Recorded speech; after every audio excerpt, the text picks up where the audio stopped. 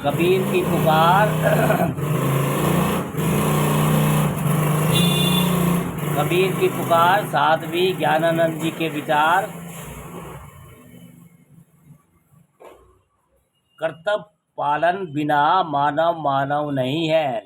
अपने कर्तव्यों का पालन बिना मानव मानव नहीं है। आपने कभी नहीं सुना होगा कि एक चिड़िया अपनी माँ की सेवा कर रही थी, या एक चिड़ा अपने बाप की सेवा कर रहा था, या एक कबूतर अपने पड़ोसी की सेवा कर रहा था। इसे आपने कभी सुना है? 84 लाख योनियों में मनुष्य योनि श्रेष्ठ मानी जाती है, क्योंकि अन्य जितने भी जीव जंतु हैं उनमें कर्तव्य पालन की क्षमता नहीं है, इसलिए तो उन्हें जानवर कहा जाता है। लेकिन मानव में कर्तव्य पालन की क्षमता है। अब यह बताओ, अगर मानव कर्तव्य पालन नहीं कर रहे तो वह क्या बन जाएगा? क्या वह मानव रहेगा? सोचो, क्या वह मानव रहेगा?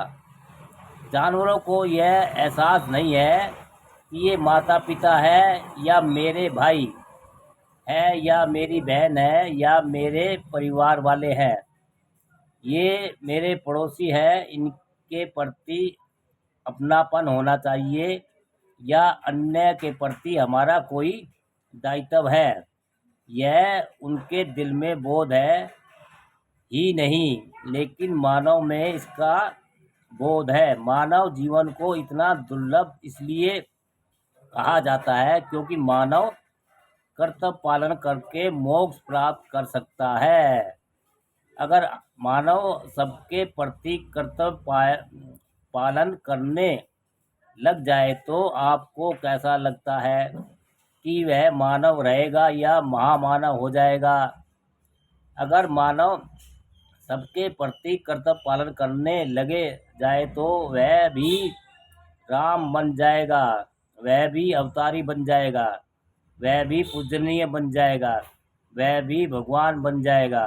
भगवान ने हमें जो कर्तव्य दिया है उसका हम ठीक ठाक पालन करें तो भगवान का अनुदान हम पर बरस पड़ेगा।